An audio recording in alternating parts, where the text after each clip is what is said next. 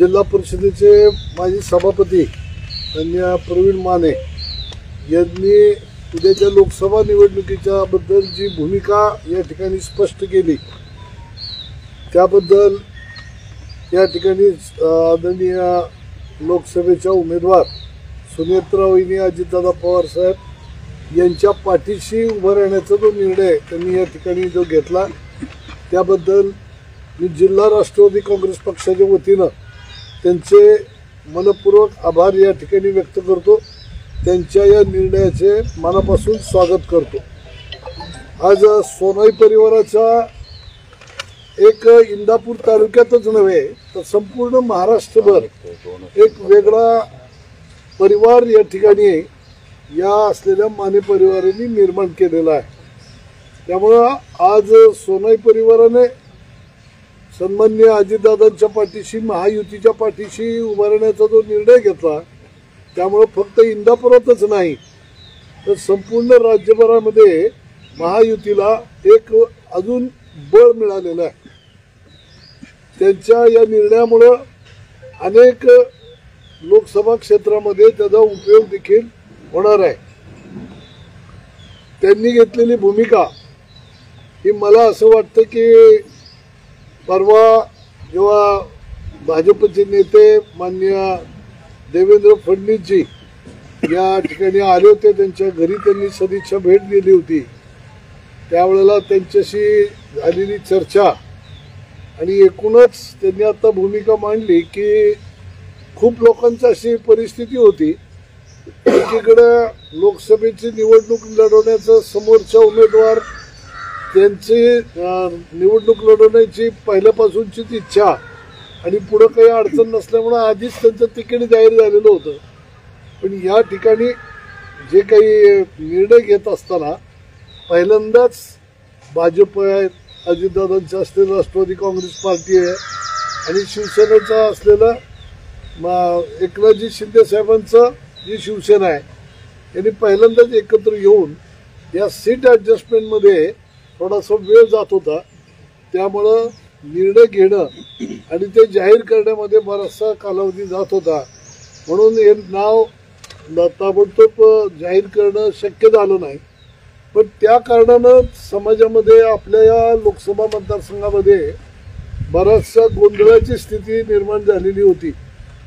पण जसं परवा राष्ट्रवादी काँग्रेस पक्षाचे प्रदेशाध्यक्ष सुनीलजी तटकरे साहेबांनी बारामती लोकसभा मतदारसंघात महायुतीच्या उमेदवार म्हणून सुनेत्रा वहिनी अजितदादा पवार यांचं नाव जाहीर केलं त्यावेळेला लोकांच्या मधला असलेला संभ्रम हा आता हळूहळू दूर व्हायला लागलेला आहे। आणि जसं आता प्रवीणने सांगितलं की लोकांना त्या राजकारणापेक्षा विकास महत्त्वाचा वाटतो त्यामुळे सहानुभूतीपेक्षा विकासाला महत्त्व द्यायचं या भूमिकेतनंच प्रवीणची सुद्धा आत्ताची सोनाई परिवाराची ही भूमिका आहे।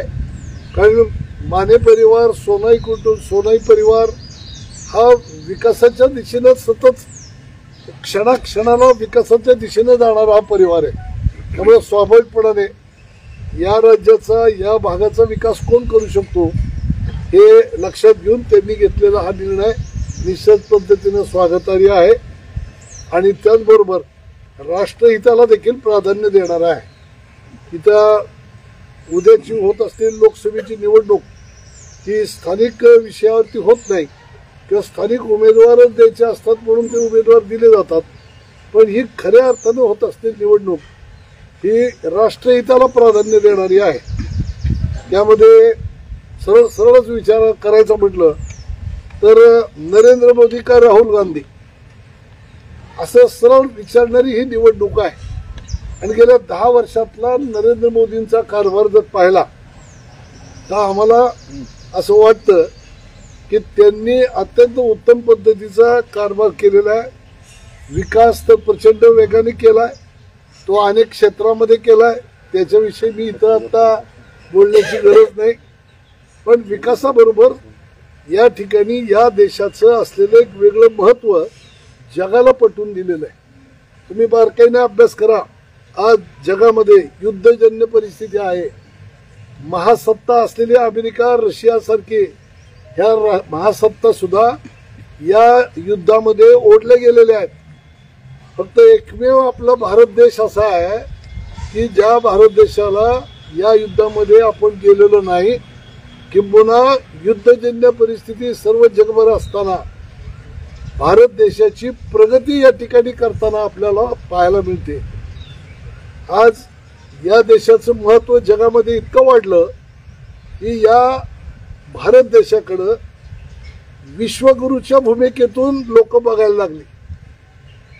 आणि तुम्हाला मान्यच करावं लागतं की हे केवळ आणि केवळ देशाचं जे नेतृत्व आहे, पंतप्रधान नरेंद्रजी मोदी एक योगी मनुष्य आहे, कट्टर राष्ट्रभक्त आहे, राष्ट्रीयत्वाला कधी तडजोड करणारा नाही, आक्रमक नेतृत्व आहे आणि स्वतः एक निस्वार्थी बुद्धीनं काम करणारे व्यक्तिमत्व आहे. स्वतःचा प्रपंचच नसल्या कारणानं देशाचाच प्रपंच फक्त ते करतात.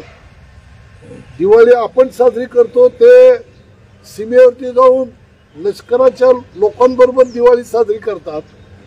हे अशा अनेक किस्से तुम्हाला सांगता येतील की या देशातला असलेला योग, जे रामदेव बाबांनी जे काही योग या जगभर नेला, त्या योग साधनेला सुद्धा जगभर नेण्याचं काम नरेंद्र मोदींनी केलं.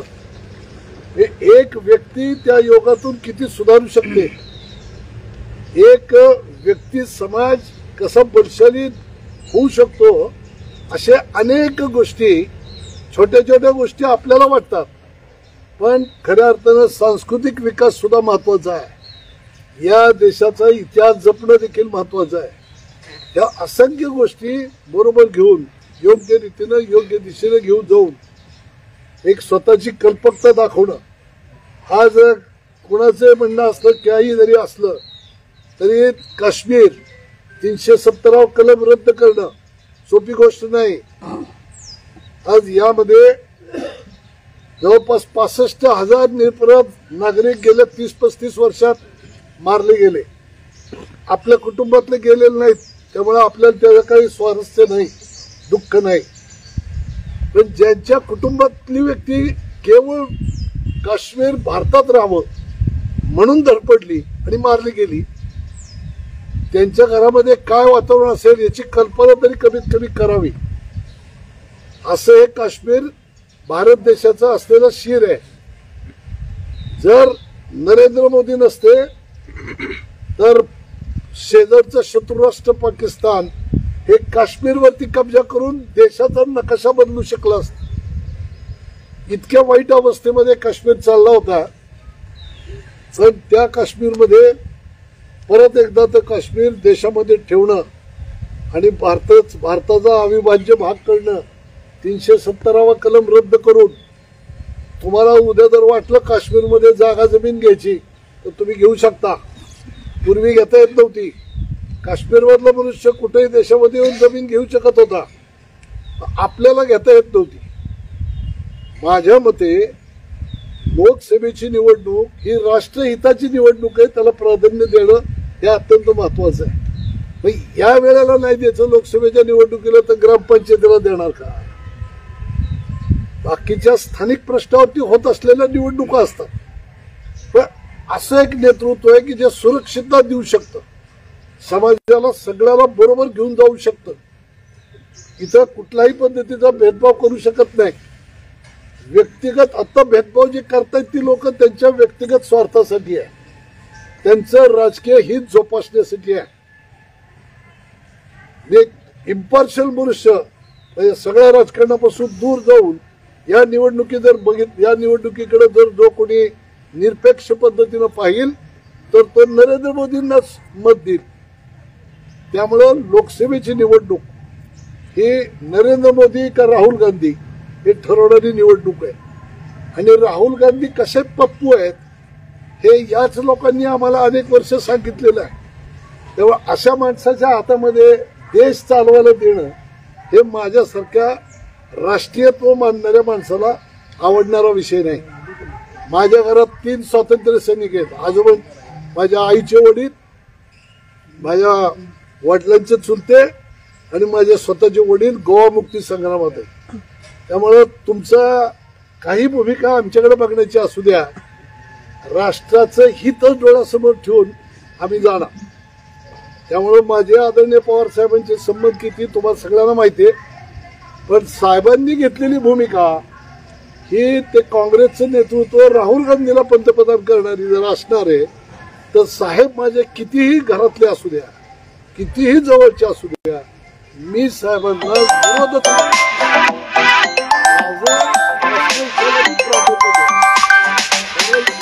प्रत्येकाची भूमिका वेगळी असू शकते. त्या कुणाला कोण लाभार्थी म्हणून कोण विचार करत असेल, कोण कुठल्या कुठल्या पद्धतीने विचार करत असेल. पण मी जी भूमिका घेतो ती राष्ट्रहिताची. माझं असं मत आहे, या जगामध्ये तिसरी महासत्ता येणाऱ्या काळामध्ये हे भारत देश होणार आहे. आणि या येणाऱ्या 5 वर्षामध्ये जर $5 ट्रिलियन एवढी जर मोठी अर्थव्यवस्था जर करायची असेल तर ते नरेंद्र मोदी करू शकतात. एक आर्थिक सक्षमता या 5 वर्षामध्ये येईल आणि जगामध्ये एक आपला भारत देश ही महासत्ता बनेल. या दिशेनं जर जायचं असेल तर या देशातल्या सर्व जाती धर्माच्या लोकांना कुठल्याही जातीवाद, धार्मिक, अमुक तमुक या सगळ्या गोष्टीला फाटा देऊन आपण केवळ आणि केवळ राष्ट्रहिताचा विचार करून या ठिकाणी मतदान केलं पाहिजे. आणि आपल्या भागाचा विकास कोण करू शकतो, तर आता सांगितलं प्रवीणनी की 1 महिना 15 दिवस आधी येऊन व्यापाऱ्यांनी नुसता तो प्रश्न मांडला, तर 10-15 दिवसामध्ये टेंडरिंगची प्रोसिजर पूर्ण करून त्या ठिकाणी एवढी मोठी रक्कम आणून या समुद्रासारखा असलेल्या या बॅकवॉटरवरती उजनीच्या जो मनुष्य तातडीनं पुलाची घोषणा करतोय, आणि घोषणा नाही तर टेंडर कॉल करून घोषणा, तर अशा पद्धतीत 400 कोटीची घोषणा. या भागाचा विकास अजितदादांच्या हातून फक्त आपल्याच भागाचा नाही तर संपूर्ण राज्याचा विकास हा अजितदादांच्या माध्यमातून खूप मोठ्या प्रमाणात झालेला आहे. बारामतीचा विकास दादांच्या हाती सत्ता आल्यानंतरच झालेला आहे. हे उदाहरण जर सांगायचं झालं तर स्पष्ट बोललं पाहिजे, वाईटपणा येतो, पण खऱ्याला खरं म्हणायला सुद्धा वाघाचंच काळीज लागतं. रोहित पवार वालचंदनगरच्या BCA शाळेमध्ये शिकायला होते, आपल्याला माहिती आहे का? रोहित पवारांचं लहानपणीचं शिक्षण जर वालचंदनगरच्या शाळेत इंदापूर तालुक्यात का झालं, तर बारामतीमध्ये त्या पद्धतीची उत्कृष्ट शाळा नव्हती. म्हणून हे जर तुम्हाला पटत असेल तर मग त्या काळामध्ये बारामतीमध्ये 2 वेळा मुख्यमंत्रीपद येऊन गेलं होतं. चांगली शाळा का नव्हती? इथं अकलूज आपण शेजारी बघतो. 80च्या दशकामध्ये अकलूज एक विकासाचं रोल मॉडेल होतं. देशातली लोक यायची अकलूजला बघायला. त्यावेळेला बारामती रोल मॉडेल नव्हतं विकासाचं. ते आत्ता झालं या 20 वर्षात. हे जी प्रगती आहे या 20 वर्षातली बारामतीची, ती केवळ आणि केवळ अजितदादांच्या हाती सत्ता आल्यानंतर झालेली प्रगती आहे. हे तुम्हाला कितीही काही वाईट वाटत असलं तरी खरं बोललं तर ते समजून घेतलं पाहिजे. त्यामुळं इथं बसलेल्या प्रत्येकाचे काही काही वेगवेगळे इंटरेस्ट असतील. आमचा काही इंटरेस्ट नाही. आम्ही सत्याची बाजू धरून पुढे जाणारी लोक आहोत. आम्ही काही अजितदादाचे लाभार्थी नाही, काही लाभ घेतलेला नाही, घेणारही नाही. आणि ते आम्हाला काय तिथं देतील असंही काय आमचं मत नाही की देतील असंही काही खात्री नाही. आलं का लक्षात? पण लोकसभेची निवडणूक ही राष्ट्राचं हित डोळ्यासमोर ठेवून आम्ही लोकांमध्ये आक्रमक पद्धतीनं प्रचार करणार. आमच्या ताई या आमच्या भगिनी आहेत. सुरुवातीचं सामाजिक क्षेत्रात त्यांनी काम करायला घेतल्यानंतर पहिलं पाऊल इंदापूरमध्ये माझ्याच मुखमधील शाळेवरती टाकलेलं आहे.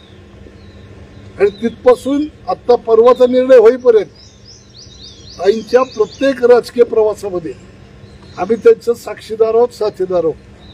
हे तुम्ही सगळ्यांनी बघितलेलं आहे. पण शेवटी विचारांची लढाई आहे.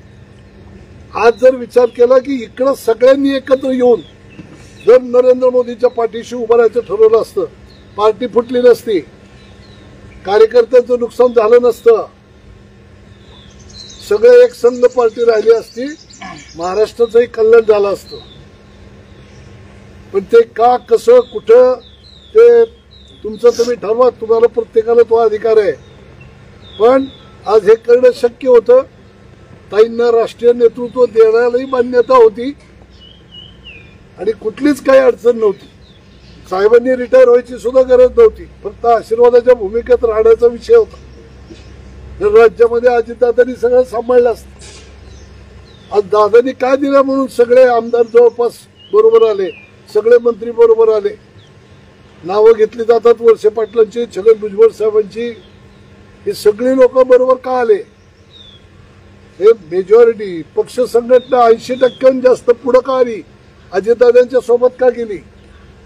का तर देशभरामध्ये समाजामध्ये जो विचार आहे तोच विचार शेवटी कुठल्याही पक्षात असतं ते प्रत्येक माणसाचा व्यक्तिगत विचार करण्याचं स्वातंत्र्य आहे.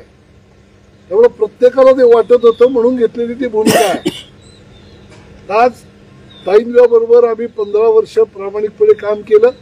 2006 साली त्यांचा राजकारणात समाजकार्यात प्रवेश झाला, नंतर राजकारणात प्रवेश झाला आणि त्यानंतर आजपर्यंत आम्ही कुठेही चुकलेलो नाही.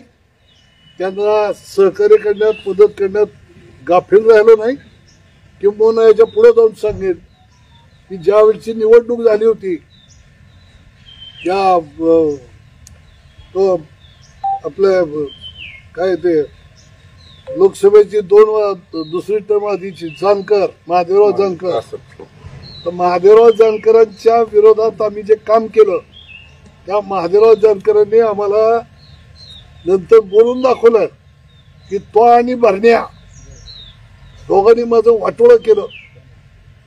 ते कायम बोलत आलं, त्याच्याशिवाय शाप आम्ही घेत राहिलो. त्या भूमिकेमुळं व्यक्तिगत माझं आणि तालुक्याचं सुद्धा खूप नुकसान झालं. पण तरी आम्ही ताईंची भूमिका पुढंच रेटली. कुठल्याही गोष्टीला कधी थारा दिलेली नाही. करायचं तेवढं खूप केलं. पण व्यक्तिगत आपल्या हितसंबंधापेक्षा कौटुंबिक याच्यापेक्षा मला असं वाटतं राष्ट्राचं हित मोठं, ते राष्ट्र मोठं होण्याच्या दृष्टीनं घेतलेली आमची भूमिका आहे. यामध्ये साहेबांचा किंवा ताईंचा अवमान करणं, त्यांना वेदना देणं हा बिलकुल हेतू नाही. ते समजू शकतील असं मला वाटतं. त्यामुळे आम्ही सुद्धा हे समजून घेणारे कार्यकर्ते आहोत. हा, उद्या निवडणूक होईल, आम्ही टोकाचा प्रयत्न करून सुनेत्रा वहिनींना निवडून आणणारच. आणि निवडणूक झाल्यानंतर जसे कौटुंबिक नातं आहे ते परत जपण्याचा आमच्याकडनं आम्ही प्रयत्न करणार. साहेबांच्याकडे जाऊन साहेबांचे आम्ही परत जे काय असेल ते आम्ही रिलेशन आमचे आहेत ते आम्ही ठेवायला बघणार. त्यांनी मान्य केलं तर केलं, नाहीतर मग राहिलं. अशा पद्धतीचं एक कौटुंबिक, सामाजिक आणि राजकीय या तिन्ही विषयाचा प्रवास मी आपल्याला आता या ठिकाणी सांगितला. काय म्हणतात? व्यक्तिगत कौटुंबिक जीवन या जी कटुता आहे ती कटुता राहणार नाही याच्यासाठी प्रयत्न करणार. पण हे विचार जे आहेत ते अजित पवारांचे, त्यांनी उद्या विचार बदलले, तुमचे विचार बदलतील का? त्यांचे विचार, आमचे हे राष्ट्रीय हिताचे जे विचार आहेत त्यांनी घेतलेले विचार बदलले तर तुमचे बदलतील. ते कसे ते बदलतील? आणि त्यांनी जर बदलले तर आम्ही नाही बदलणार. आज राष्ट्र पवार साहेबांची विचाराची होती, हा राष्ट्रहिताचा विचार आहे. भाजपची भूमिका यायला आज आम्हाला तुम्ही सांगा, तो राहुल गांधींना तुम्ही पंतप्रधान करू शकता का? तर आमचं मत नाही. 2000 सालात तुम्ही राष्ट्रवादी प्रत्येक वेळेला राजकारण हे बदलत असतं. बदलत्या राजकारणाला बदलती भूमिका घ्यायची. राहुल गांधी सरकार 2006च्या वेळेला नरेंद्र मोदी नावाचं मनुष्य पंतप्रधानपदी नव्हता. मी फक्त आणि फक्त नरेंद्र मोदींचा विषय बोलतोय. फुले शाहू आंबेडकरांचा विचार आम्ही सोडलेला नाही. आम्ही काही भाजपमध्ये प्रवेश केलेला नाही. महायुती आणि महाविकास आघाडी हे दोन घटक आहेत देशाच्या राजकारणामध्ये. त्यामुळं अनेक राजकीय छोटे मोठे पक्ष कोणी महाविकास आघाडीत आहे, कोणी महायुती बरोबर आहे. भूमिका आणि विचार वेगळे. भूमिका बदलली का विचार बदलले? विचार नाही बदल, भूमिका आहे आत्ताची. आणि राष्ट्रहिताची कोण म्हणलं वेगळे? आजच्या तुम्ही पुरोगामी विचार घेऊन ऐकून घ्या, बोलत होते अरे प्रत्येक भाजपचे विचार घेऊन मग तुम्ही अभ्यासच केलेला नाही. आता जे काही एनडीए मध्ये जे लोक आहेत देशभरातली त्यांची काय हिंदुत्वाची भूमिका आहे का? उगी विचारायचं म्हणून काहीतरी विचारू नका, अभ्यासाने बोला. 2014ला मोदी फडणवीस काल इथं भैयासाहेबांच्या घरी भेटायला आल्यानंतर जयंत पाटलांनी असं स्टेटमेंट केलं की प्रेशर आल्यामुळं त्यांनी हा निर्णय घेतलेला, त्याबद्दल काय म्हणाल? हा तुम्हाला तसं म्हणतात, मीडिया तसं म्हणू शकतो. असे प्रेशर घ्यायला काही काय सारी माणसं आहेत काय? जयंत पाटील तुमच्यासाठी असा प्रश्न आहे की गेल्या आठवड्यात तुम्हाला तुतारी आवडत होती, घड्याळ आवडत होतं, असं काय झालं की अचानक तुम्हाला घड्याळ आवडायला लागलं? नाही, खरं तर कसं झालं, त्यावेळेस 8 दिवसापूर्वी सुनेत्रा वहिनींची उमेदवारी जाहीर झालेली. त्याच्या अगोदर उमेदवार कोण आहे समोर हे काय फायनल नव्हतं. त्यामुळे आम्ही सुनेत्रा वहिनींची ज्या दिवशी उमेदवारी जाहीर झाली त्या दिवशीपासून अजितदादांचे हात बळकट करण्यासाठी अजितदादांबरोबर राहण्याचा निर्णय घेतला. पण तुम्हाला घड्याळ आवडत नव्हतं, तुतारी आवडत होती. असं काय नाही, आम्ही उमेदवारी जाहीर ज्यावेळेस झाली सुनेत्रा वहिनींची त्यावेळेस आम्ही सुनेत्रा वहिनीची प्रचार सुद्धा करायला सुरुवात केली ना. प्रचार करायला सुरुवात केली. प्रचार सुरुवात कारण सांगते ना ते की दादांच्या मिसेस या रिंगणामध्ये नाहीयेत असं त्याला वाटत होतं. त्यावेळेस म्हणला होता घड्याळापेक्षा तुतारीच बैल. तुतारी नाही, कसं आहे, आताच दादांनी आता ते सांगितलं, तुतारीचा प्रचार करत होते तो बरोबर तसंच भांडण होते ना. पण जसं सुनेत्रा वहिनींचा जसं त्यांचा पक्का झालं, तिकीट जाहीर झालं, त्यावेळेला त्यांनी विचार बदलला. विषय कसा आहे, जोपर्यंत उमेदवारच पुढचा फायनल होत नाही तोपर्यंत कुठलंही इलेक्शन काय कुठं समोरासमोर कधी निश्चित होऊ शकत नाही. ज्या दिवशी बारामती टेक्सटाईल पार्कच्या अध्यक्षा सुनेत्रा वहिनी पवार यांची उमेदवारी अधिकृत जेव्हा निर्णय झाला तेव्हा कार्यकर्त्यांच्या आग्रह खातर आम्ही अजितदादा व सुनेत्रा वहिनींच्या पाठीमागं उभं राहण्याचा निर्णय दबावपोटी घेतला. नाही, ईडी आयटीची भीती वगैरे काय तसा काय निर्णय घेतला नाही. असा काय दबावावर असं बोललं जाते की सगळ्या त्यात काय तथ्य नाही, तुम्ही निर्णय बदलला. त्यात काय तथ्य नाही. पवार साहेबांनी तुमच्यासाठी देशाचा कायदा बदलल्याची चर्चा आहे. एवढं पवार साहेबांना तुम्ही सोडून इकडं आम्ही बरं का, पवार साहेब आज देखील आम्हाला ऋषितुल्य आहे. पवारांचं आम्ही नेहमीच पूर्वी आदर केलेला आहे, आताही करणार, उद्याही करणार. आम्हाला आजोबांसारखं वडिलांसारखी आमच्या माने परिवाराला पवार कुटुंब आहे. आम्ही काही कुणाला ना आदर करण्यासाठी किंवा असं काही कुठला निर्णय घेतलेला नाही. तुम्ही बोलले का पवार साहेबांशी बोलणं झालं काय निर्णयासंदर्भात? हो, चालेल. आणखी मध्ये सभा झाली, सभेला तुम्ही गैरहजर होते. त्या दरम्यान मी तुम्हाला सांगितलं ना, उमेदवार फायनल नसल्यामुळं आणि मी परगावी असल्यामुळं मला काय मुंबईमध्ये काम लागल्यामुळे मला जावं लागलं. मग पवार साहेबांनी आशीर्वाद दिले का बाया तुम्हाला? आशीर्वाद दिले? पवार साहेबांचे आशीर्वाद सगळ्यालाच आहेत. नाही, बोलणं झालंय म्हणजे काय म्हटले का ते? नाही, असं काय माझं डायरेक्ट साहेबांबरोबर बोलणं नाही झालेलं. बाया तुम्हाला तिसरा पर्याय म्हणून इंदापुरात पाहिलं जात होतं, परंतु आता सगळेच एकत्र आल्यानंतर विधानसभेचं काय? आता ही लोकसभेचं इलेक्शन आहे, त्याच्यामुळे त्या गोष्टीवरती बोलण्यात काही अर्थ नाही. म्हणजे विधानसभेला तुम्ही उमेदवारी मागणार? नाही, मी आत्ताचं इलेक्शन जे आहे ते लोकसभेचं आहे, त्यामुळे ते पुढचं बोलण्यात काही अर्थ नाही. भाजपाची महायुती फक्त लोकसभेपुरती आहे का पुढे पण राहणार? भाजपने जाहीर केलेली भूमिका तुम्ही अनेक वेळा वाचली असेल. काय तुम्हाला काय सांगायचं? कारण आताची परिस्थिती वेगळी आहे, पुढे परिस्थिती राहील असं वाटतंय का? एक प्रत्येक देशाचं एक मिशन असतं. देश चालवायची गोष्ट ही गल्लीतल्या माणसाला कळणार नाही. आलं लक्षात? आपले विचार असेच असतात. ज्यांना राष्ट्र चालवायचं आहे ना त्यांचे विचार फार वेगळे असतात. पवार साहेबांकडे चालवणं गावगाडा चालवणं फार फरक आहे. पवार साहेबांकडे राष्ट्र चालवण्याचे विचार नाहीत का दादा, असं म्हणायचं का? 2/3 मेजॉरिटी ही फार महत्वाची आहे दादा. ही राज्यसभेमध्ये अनेक राज्यामध्ये भाजपकडे आमदार कमी असल्यामुळं 122 का 32च्या पुढे राज्यसभेत सदस्य जात नाहीत. आणि इकडं लोकसभेमध्ये किती जरी काय म्हणलं तरी 400 सीट आल्यानंतरच एकूण दोन्हीची लोकसभा राज्यसभेची गोळाबेरीज केली तर ती 402च्या पुढे जाते, तर ती 2/3 मेजॉरिटी होते. 2/3 मेजॉरिटी असल्याशिवाय जे अनेक काही प्रश्न आहेत देशासमोरचे की ज्याला भक्कमपणे पाठिंबा लोकांचा मिळवण्यासाठी आज सगळ्या लोकांची गोळाबेरीज करून या ठिकाणी पहिलं हे राष्ट्रासमोर असलेले प्रश्न सोडवणं ही आज काळाची गरज आहे.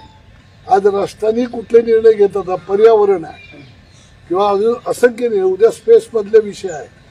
ह्याच्यामध्ये आपण जी चर्चा करतो त्याच्या पलीकडे आमचा विषय 50 वर्षांनी तिथून सगळं ऑपरेट करायचंय.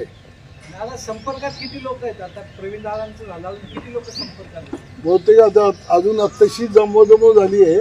आक्रमक पद्धतीनं प्रचार सुरू होईल. नाही अजून लोकं दादा- किती संपर्कात आहेत ना, खूप आहेत. दादा- दादा की ते धनगर समाजाचे नेते होते तरंगे, त्यांना पण तुम्ही इन केलं. आज हे उद्या कोण आहे? चालू आहेत सगळेच. आता इतके लोक आहेत तुम्हाला दादा कुठं सांगू? कोट्यावधी रुपयांचा विकास कामं करून बी का गोळा करावं लागतात एवढे लोक?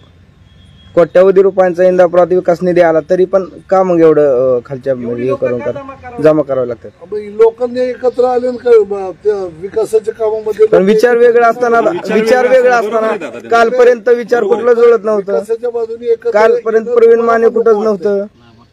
लोक विकासाच्या बाजूने एकत्र आलेली का चालत नाहीत लोकांना?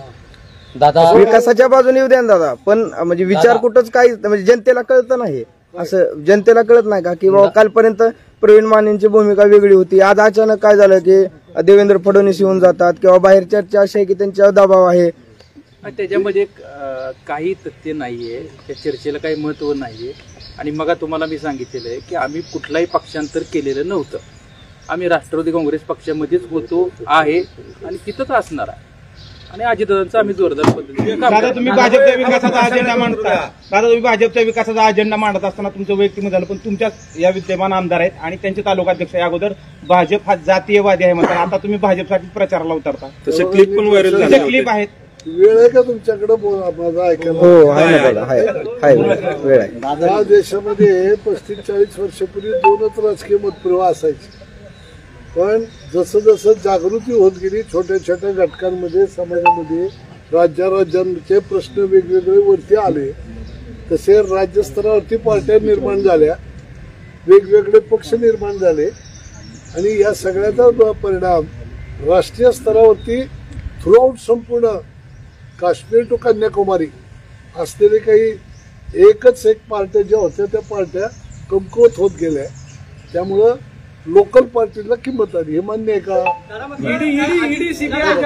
थोडंसं आहे का? तुम्हाला एक प्रिज्युडाइज माइंड घेऊन बसू नका. मी तुम्हाला काय सांगतो ते नीट ऐका. तुम्हाला वेळ नसेल तर मला तुम्हाला काही जास्त बोलायचं दादा याच्यामध्ये असं आहे की जर प्रादेशिक पक्ष तुम्ही काही सगळंच काही दाखवा असं म्हणत नाही मी, पण तुम्हाला तुमच्यामुळं माझ्या ज्ञानात भर पडेल आणि माझ्या सांगण्यात वैचारिक जरा या निमित्ताने बोलू ना. दादा मलिदा गँग बद्दल काय म्हणणार? नुसतं बाजार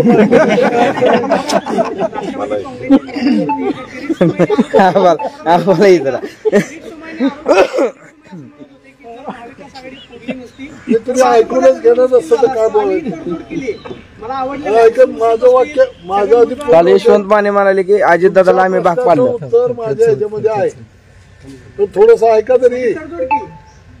असं म्हणतात की तडजोड केली. आम्हाला मनापासून सत्तेमध्ये जे सहभागी झालेले आहेत ते आवडलेलं नाही.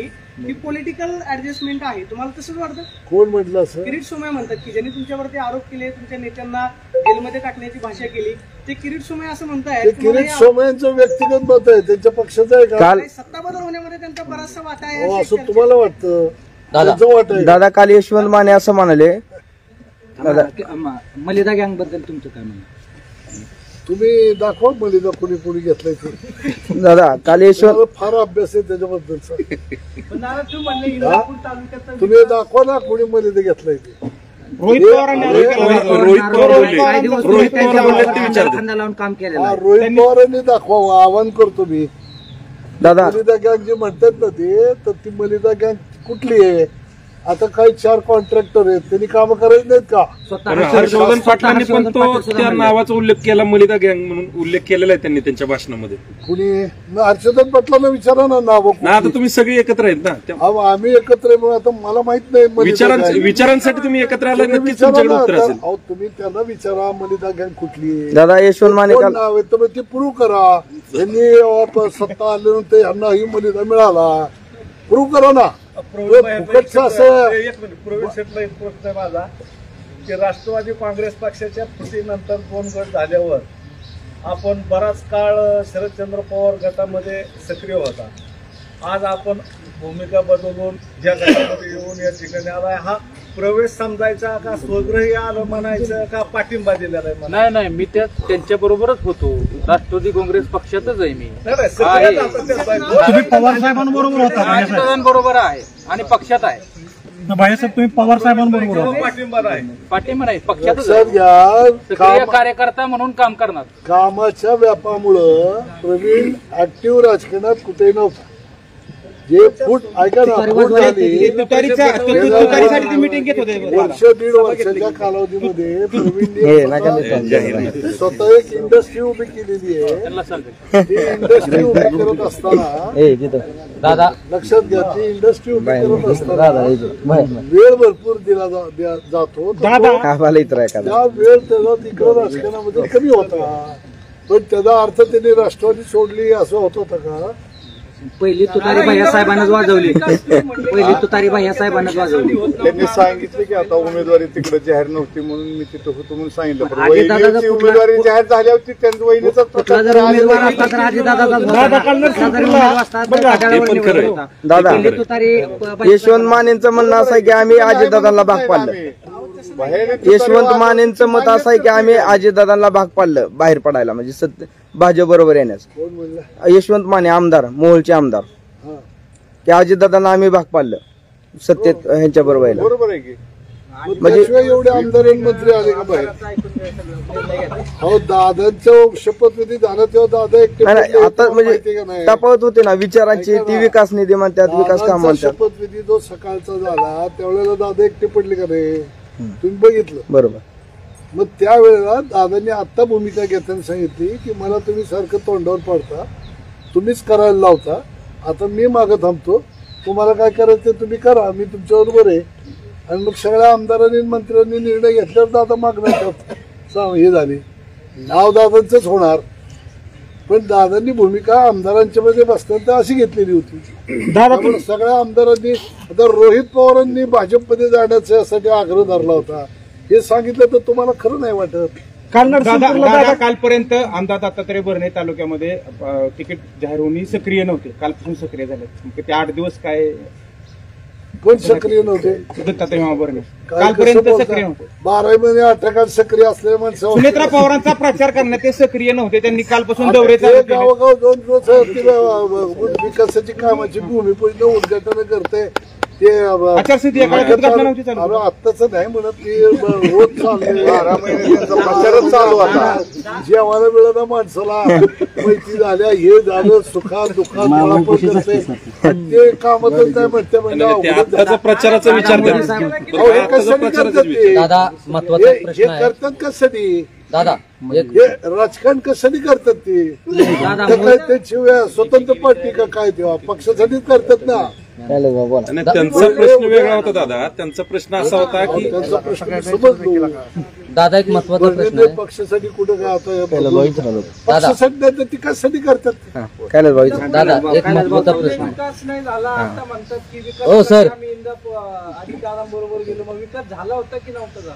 कशाचा? इंदापूर तालुक्याचा इंदापूर तालुक्याचा विकास तू म्हणजे विकासासाठी आम्ही गेलो अजितदादांबरोबर. मग आधी झाला नव्हता. अरे झाला विकास, अजून जास्त व्हावा म्हणून गेलो. विकासात भर पडावी, खंडू नये, विकास थांबू नये सुरू होता. म्हणून गेलो. असं काय दादा जरा महत्वाचा प्रश्न आहे.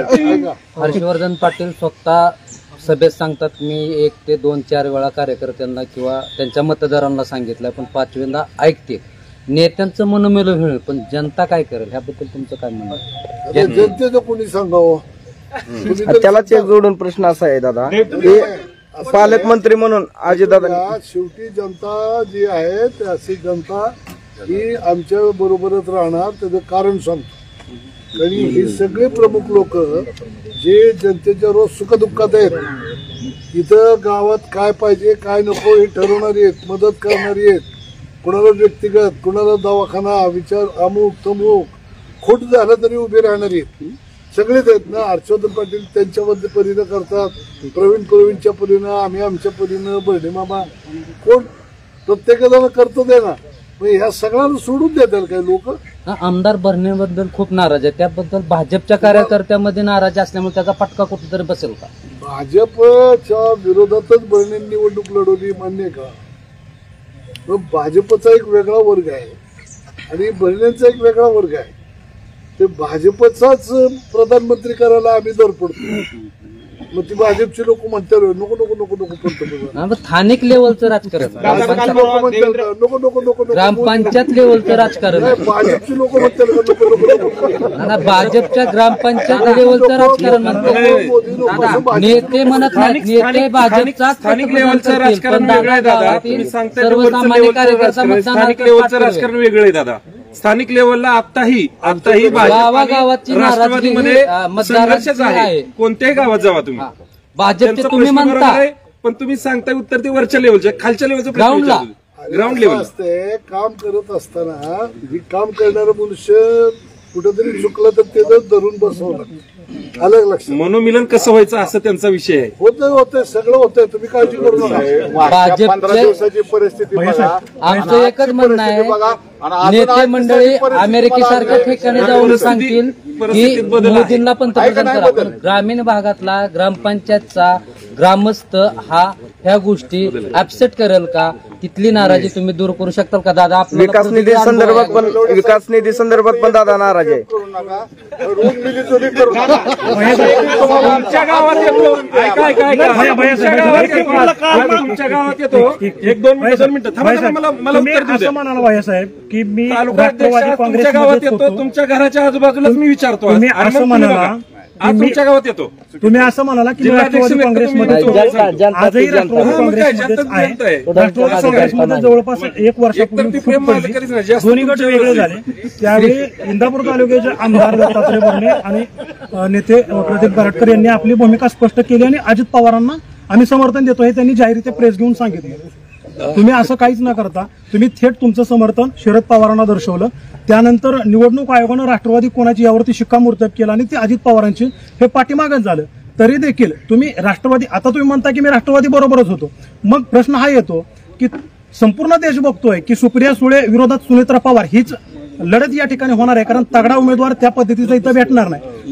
हे सर्व असताना तुम्ही एकीकडे सुप्रिया सुळेंचा प्रचार करता, तिथं त्यांच्या प्रचाराची तुतारी रणशिंग फुंकता आणि आज तुम्ही म्हणता की मला उमेदवार माहित नव्हता आणि आता उमेदवारावर शिक्कामोर्तब झाले मग मी इकडे आलोय. हे सगळं प्रेशरने चाललंय की गोलमाल चाललंय असं म्हणतात? नाही, मग मी सांगितलं याच्यामध्ये काही तथ्य नाहीये. उमेदवार राजकारणामध्ये कधी कुठल्या गोष्टी होतील कुणी काही सांगू शकत नाही. जोपर्यंत उमेदवार डिक्लेअर होत नाही तोपर्यंत कोण उमेदवार आहे कुणी सिद्ध हे करू शकत नाही. आणि मी मग सांगितलं की सुनेत्रा वहिनींची उमेदवारी जाहीर केल्यानंतर आम्ही सुनेत्रा वहिनींच्या पाठीमागे अजितदादांच्या हात बळकट करण्यासाठी सर्व कार्यकर्त्यांच्या आग्रहाखातर ही भूमिका घेतली. मग तुम्ही राष्ट्रवादीमध्ये होतात तर मग ज्यावेळी अजित पवारांकडे राष्ट्रवादीचा शिक्कामोर्तब झाला त्यावेळी मग तुम्ही अजित पवारांबरोबर का नव्हता? सुप्रिया सुळेंच्या प्रचारावर तुम्ही का होता? काही दिवसापूर्वी म्हणाल तर बारामतीची ओळख ही शरदचंद्र पवार आणि खासदार सुप्रिया सुळेंमुळेच आहे. त्याबद्दल आहे ना, लक्षात ठेवा की सर्वांनी आपापल्या परीने काम केलेले. साहेबांचं बी खूप मोठं काम आहे, ताईंचं आहे, दादांचं आहे, नाकारू शकत नाही. हे कसे प्रश्न जरा थोडस मॅच्युरिटी विचारली पाहिजे. मोदींनी 70,000 कोटीचं नाव घेताच चित्र कसं काय बदललं? 70,000 कोटी सिंचन घोटाळ्याचं नाव घेताच मोदींनी चित्र कसं काय बदललं? 2014 साली देवेंद्र फडणवीसला जाहीर करायचं होतं तर कुणाला विचारून त्याला जाहीर पाठिंबा दिला होता? नाही पाठिंबाचा नाही विषय दादा. शरद पवारांचे काय राजकीय खेळ असेल त्या विषयी प्रत्येक प्रश्नाला आमचं उत्तर आहे. एवढा प्रश्न होता तुम्ही लक्षात घ्या. थांबा हे का कसं कुठं तुम्ही किती खोलत जा आम्ही त्याच्याही खोलत गेलो. त्यानंतर हसन मुश्रीफ यांच्या पत्नी म्हणाले आम्हाला गोळ्या घाला. मित्रपक्षाला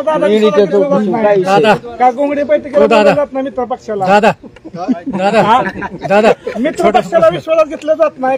सिंपलला झाला कार्यक्रम त्यांचे असं म्हणणं आहे की आम्हाला विश्वास घेतलं जात नाही. दोन मित्रपक्ष तुमच्या इतिमध्ये असणारे आरपीआय बाकीचे तर काय जे कार्यकर्ते आम्हाला विश्वास सुरुवातच करताना महायुतीचा उमेदवार म्हणतो. हो बरोबर आहे, पण ते म्हणतात आम्हाला विश्वास घेत नाही. तुमचा घ्या भाऊ एखादा राहिला. शेवटचा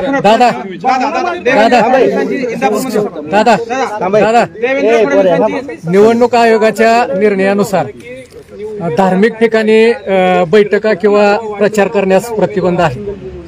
निवडणूक निर्णयाच्या आयोगाच्या नियमानुसार आज राष्ट्रवादीच्या वतीने इंदापूर तालुक्यात धार्मिक ठिकाणी बैठका घेतल्या जातात. हा आचारसंहितेचा भंग आहे का? हा मंदिरामध्ये हे जे सभागृह वगैरे बांधलेली असतात प्रत्येक बसतात लोक सावलीला. पण आता कालच्या असं म्हणा आता एक तर मोठी झाडं राहिली नाहीत, बाहेर करायला लोकांनी उन्हात बसून ऐकावं, सोय बघतात काय त्याच्यात. कालच्या सगळ्या बैठका झाल्या मंदिरात. त्यांनी बोलत असं म्हटलं बारामतीचा उमेदवार आमचा आला काय नाही आला काय त्यांना काय फरक पडत नाही. त्या सभेमध्ये त्यांनी एकदाही सुनेत्रा पवार यांना मतदान करा किंवा हे करा देवेंद्र फडणवीसांच्या सभेमध्ये काय म्हटलं नाही. त्याकडे तुम्ही कसं पाहता?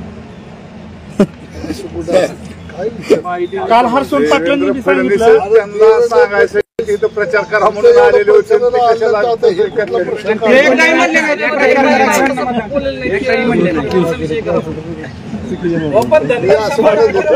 धनगर समाजाला आरक्षण दिलं नाही. फडणवीस तेव्हा पण आले होते, अजूनही 2014 साली आश्वासन दिलं अजून पूर्ण झालं नाही.